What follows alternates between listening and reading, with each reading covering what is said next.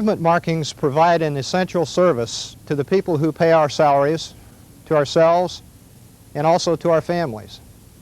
The center line marks the middle of the roadway and shows us when it's safe to pass.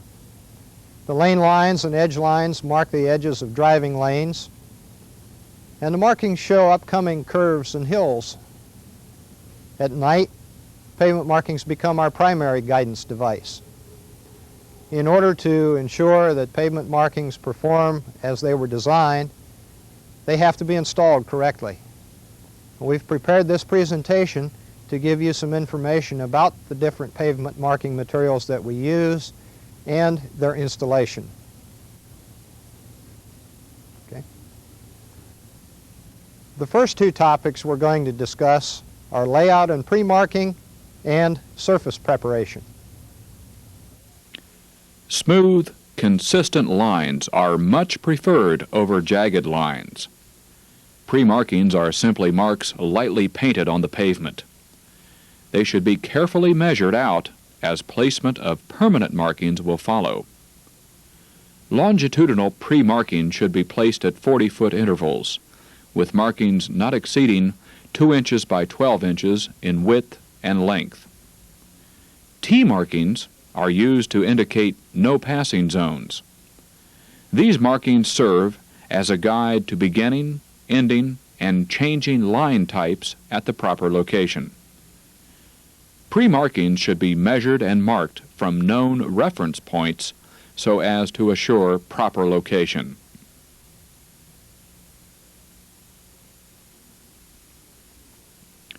These are general prerequisites for successful markings. These major concerns are to ensure proper application and quality control. The prerequisites are as follows: pre-markings, clean pavements, dry pavements, temperatures, thickness, alignments, length and width control. Remember, you are responsible for the quality control of pavement marking application. If the pavement marking applications do not conform to the standards of ODOT, then inform the contractor of the discrepancies and correct the mistake.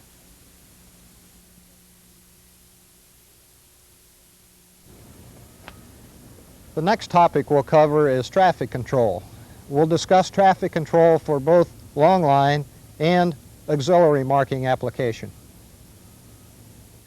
The control of traffic through the work area is essential to the pavement marking operation.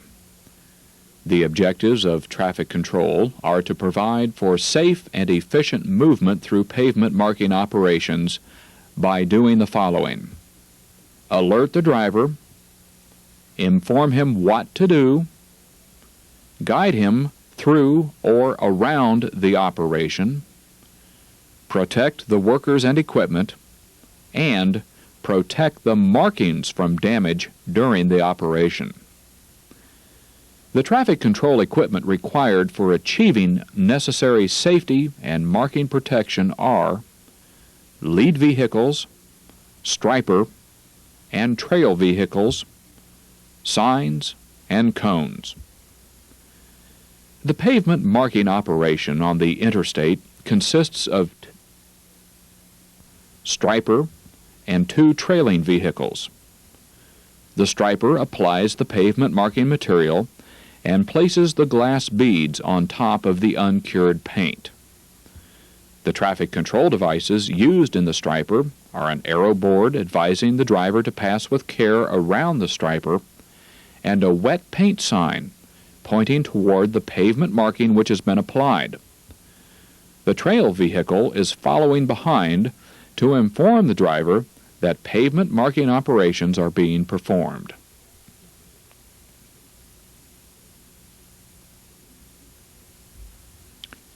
The lead vehicle is used to warn opposing traffic of the approach of the center line and other marking equipment. When the lead vehicle extends into the opposing traffic lane, the lead vehicle should be equipped with a flashing beacon, a keep right sign, and a wet paint sign. Power brooms are used to clean the pavement surface of dirt and debris. These are quite often connected to a lead vehicle.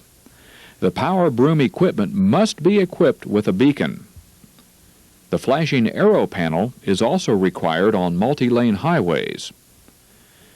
The striper must be furnished with the following traffic control equipment: 3 flashing beacons, a flashing arrow displayed to the rear, a wet paint sign with arrow pointing to the wet line, a keep right sign and wet paint sign, a clean red flag, a do not pass sign should be used during centerline marking on 2-lane, 2-way highways. This sign must be used to cover the arrow panel. A trail vehicle shall be positioned at the track-free end of the wet line.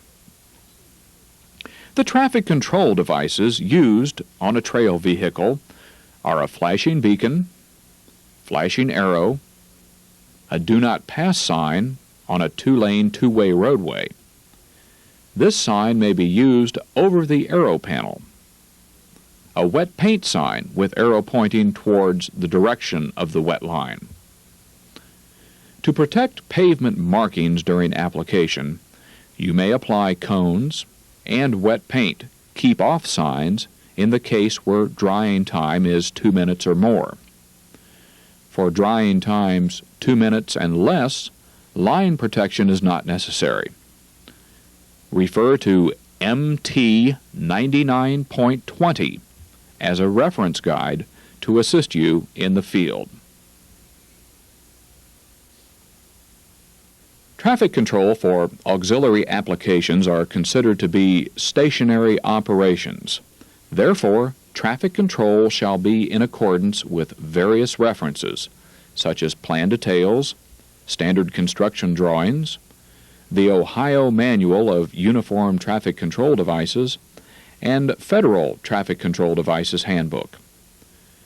When the auxiliary pavement marking application is in an unusual intersection situation, traffic control needs to be maintained. There are additional traffic control devices when auxiliary marking operations are performed on entrance and exit ramps.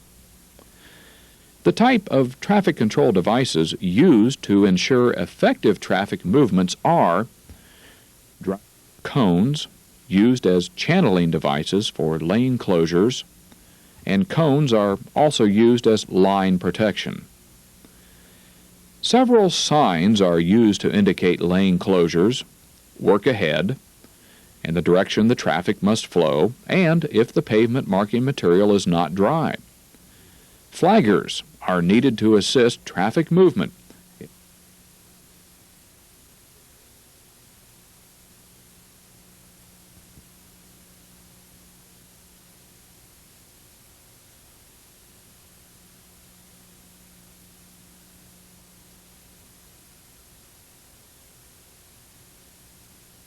In both application types for auxiliary marking, you must make sure that the work vehicle is not obstructing traffic or creates a hazardous sight distance condition.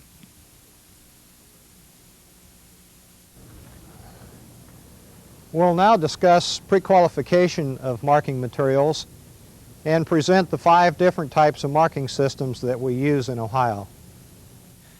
There are 5 primary pavement marking systems in use in Ohio: alkyd paints, water-based paints, polyester, thermoplastic materials, and preformed materials. To realize the maximum benefits from these materials and the application techniques available, it is necessary to establish and maintain cooperation and efficient communication among the bureaus of testing, traffic, and construction. In the Ohio Construction and Materials Specification, item 621.02, it states that all traffic paints and materials shall be pre-qualified by the laboratory. The laboratory, in coordination with traffic, specifies the requirements for which the traffic paint material, composition, physical properties, and field performance requirements. Composition of the materials shall include the following information: the manufacturer code number, percent composition of the kind of pigment, resins, oils, dryers, thinners, and so forth. The physical properties must include viscosity, drying time, color, bleeding ratio, dry opacity, and flexibility. The field performance requirements shall periodically evaluate the material and is described in current Supplement 1047. Pavement marking materials service testing procedure for the following performance parameters include visual effectiveness, durability, and night visibility. After all of the requirements for the traffic paint material are specified, ODOT will invite all known manufacturers to make the paint and send the sample of their material. The laboratory will perform appropriate tests to see if their material corresponds to the physical properties requirements as specified. Those that are not eliminated are tested in the field by actual field line application with the same uniformity and characteristics. The test line is evaluated once a month for 9 months, and the physical and performance requirements are interpreted at the end of 9 months. The traffic paint material, which are within guidelines specified, are placed on the pre-qualified list. Traffic paints are most commonly used pavement marking materials. Traffic paints have a relatively short service life, particularly on heavily traveled roadways, but yet they are economical. The two most common used paint materials in Ohio are water-base or polymer resins and oil-base or alkyd resins. The paints are also classified by fast dry or conventional systems. The conventional paints are cold applied.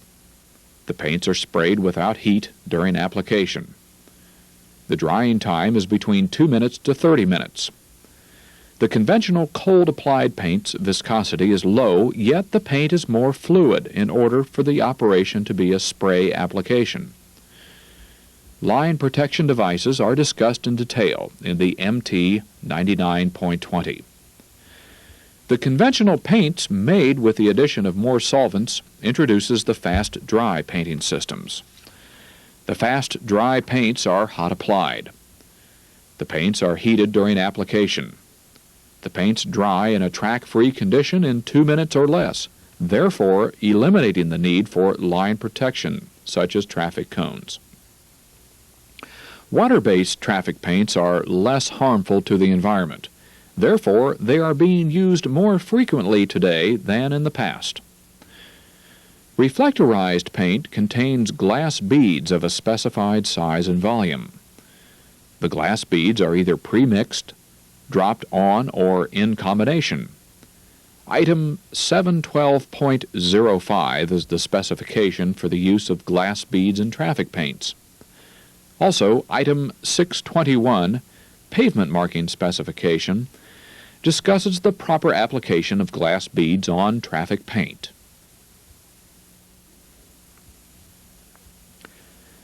The polyester traffic marking is a two-component system, a resin and a catalyst. A separate gun is used for each of the two components. The second component is sprayed into the first component as the first component exits the spray gun. The glass beads are applied to uncured polyester material in a sufficient quantity so that the beads completely fill the polyester film. There will be a specific glass bead used for polyester paints in the 90s. The label will state M247 Type 1 Poly. Half of the polyester glass beads will be coated with flotation, and the other half will be moisture resistant.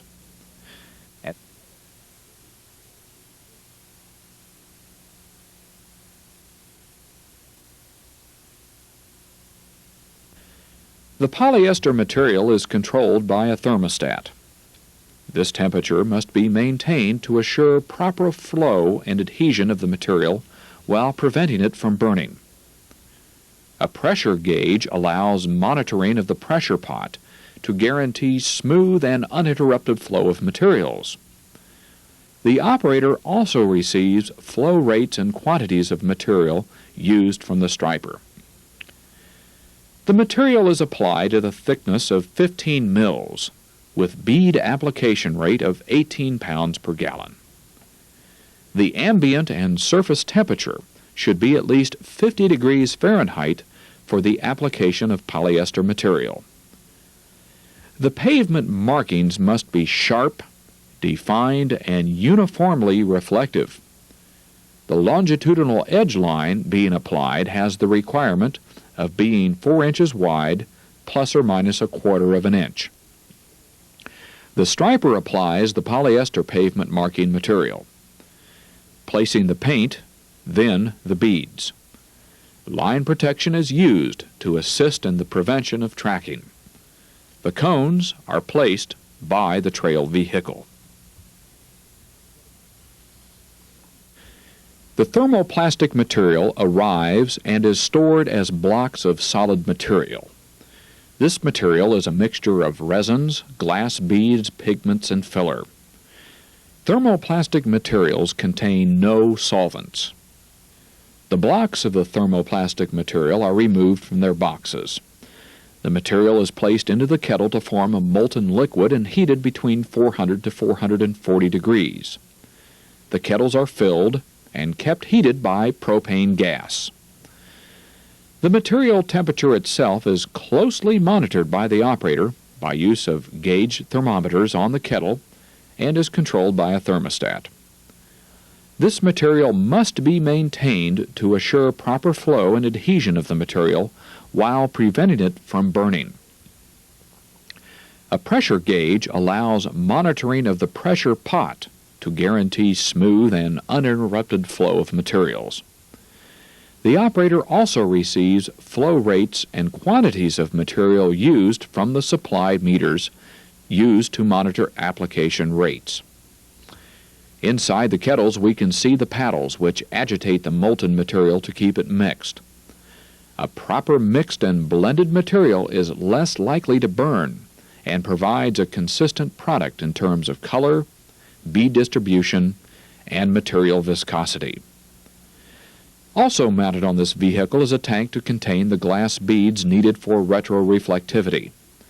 The beads arrive in bags and should be dry and free of debris when added to the kettle to guarantee proper application.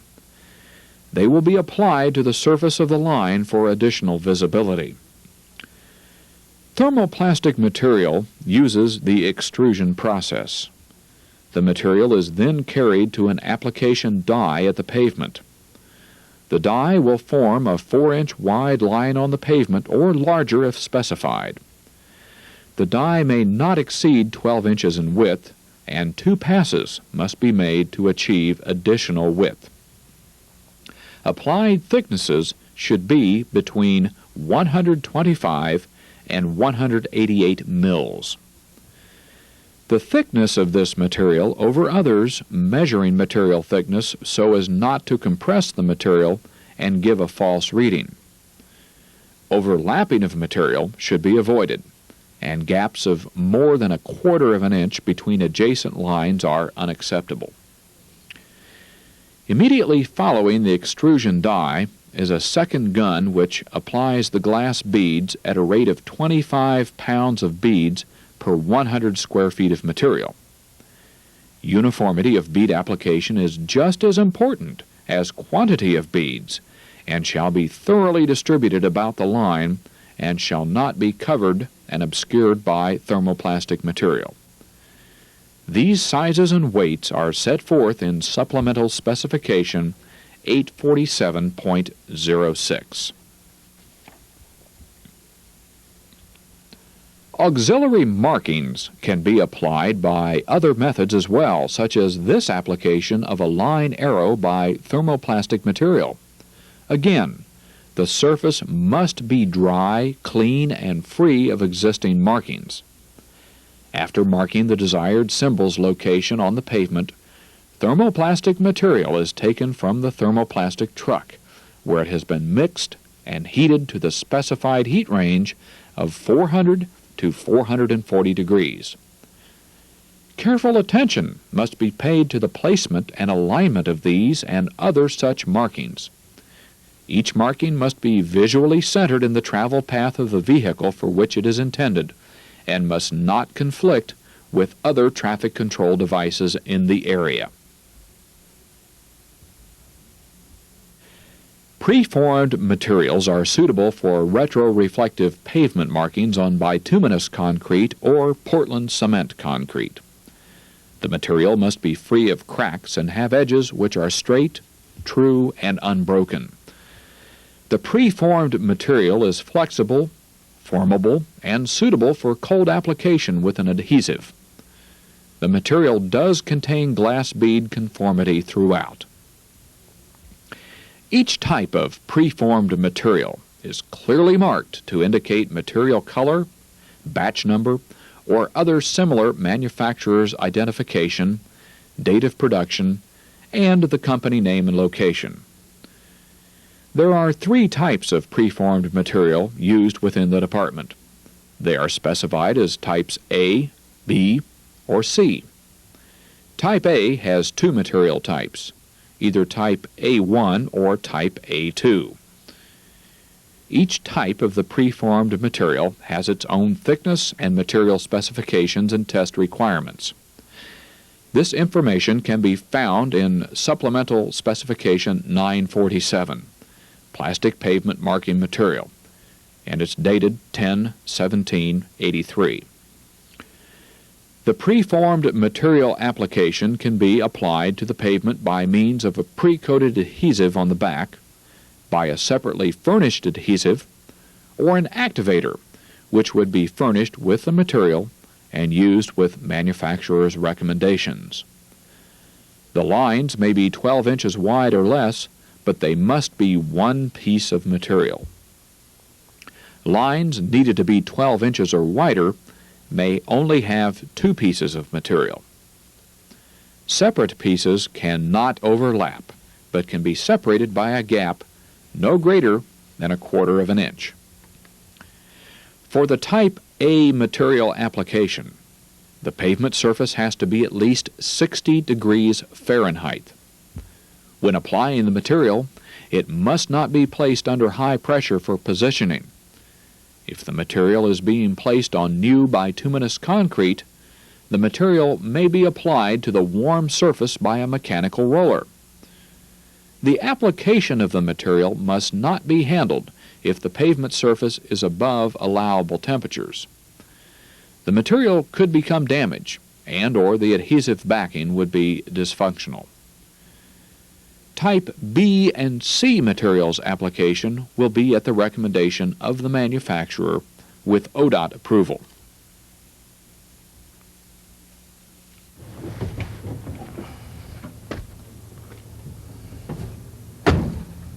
At this point, you may be wondering, how do I put all this information to use?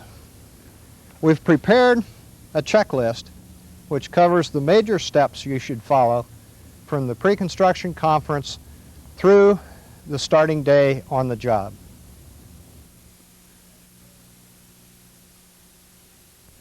At the pre-construction conference, you'll meet the contractor's representative, find out where his yard is located, and make arrangements for a starting day. If the contractor has the TE-24s available, check the manufacturer's code number for the materials the contractor intends to use on the project with the list of pre-qualified materials that the testing lab produces each year. If this material on the TE-24 is not available at the pre-construction meeting, you can make this check at the first day on the project. After you've determined that the manufacturer's code number on the TE-24 agrees with that on the pre-qualified list, you need to check to make sure that the quantities on the TE-24s agree with the quantities of the materials on the project. A critical part of centerline painting is the process of T-marking. T-marks indicate the starting and stopping points of the solid no passing lines and the dashed center lines. The T-marks are located from centerline logs that are provided to the contractor who is doing the striping.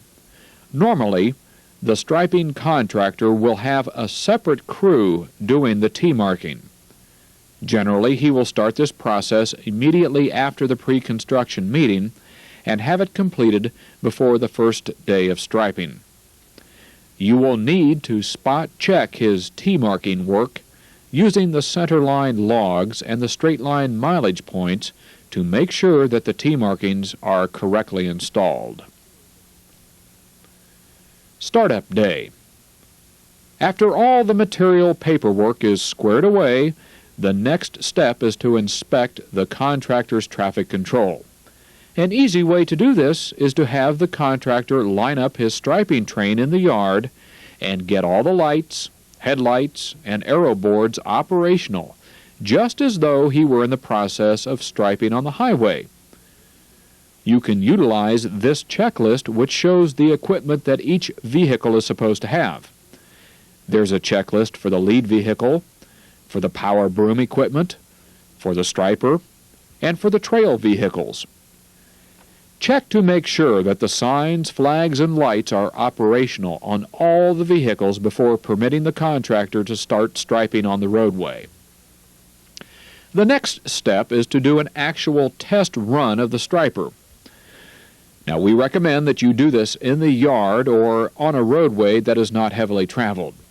What we are trying to do is to make sure that the material application and the bead application rates are correct, that the guns are properly adjusted, and that the contractor is capable of putting down a good marking line before we turn him loose on the project.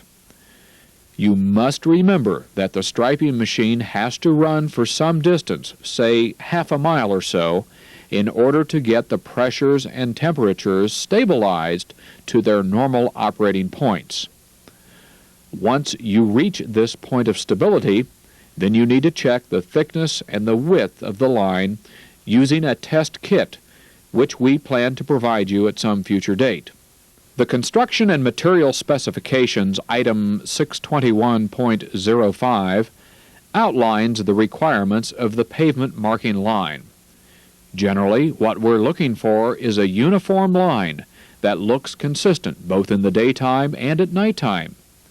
One that is properly reflectorized with glass beads so that it is uniform and bright during night observations, and one that is applied at the correct material application rates. The application rates are covered in the specifications or the plans. They do vary for each of the 5 different material systems that we use. Once we have a successful test run, we can permit the contractor to start work on the project. For the first several days after he starts his first actual striping operation, we want to keep a close eye on the quality level of the application. Now, as we said before, it takes some time in order to get the operating pressures and temperatures stabilized, and the test run lines may not be representative of what he actually produces once he starts production work. This is the reason we need to check him closely for the first several days. An additional step that we need to take is to perform a night inspection. This entails driving the roads that the contractor painted in his first few days of work at night to make sure that we have bright, uniformly reflective lines at night. We need to do this immediately after he starts, so if there are problems with the reflectivity of the lines, we can get them corrected before he paints a number of miles of roadway. We want to get the contractor started out on the right foot. Quality control. During the contract, there may be a number of things that go wrong. The contractor's equipment may malfunction, he may have some material problems, his quality of workmanship may change. We need to be constantly checking the application rates and the uniformity of the lines, and do some night inspection to make sure that the quality of the material and the marking process remain good throughout the life of the project. If you suspect or uncover in your inspections a change in the level of quality, you should suspend work on the project until the problem that you have uncovered is resolved. There may even be cases where the contractor's process deteriorates so badly that you have to suspend work and send the contractor back to his yard to take corrective action. You should not permit the contractor to continue low-quality work day in and day out. He is a professional marking applicator who can do a quality job, and we must demand that he give us that quality. As project inspector, you're the most important element in a quality pavement marking application. Yes, the hours are long and you're constantly on the go, but a good marking project is visible to everyone. It's really neat to be able to say to family and friends that you helped get the job done.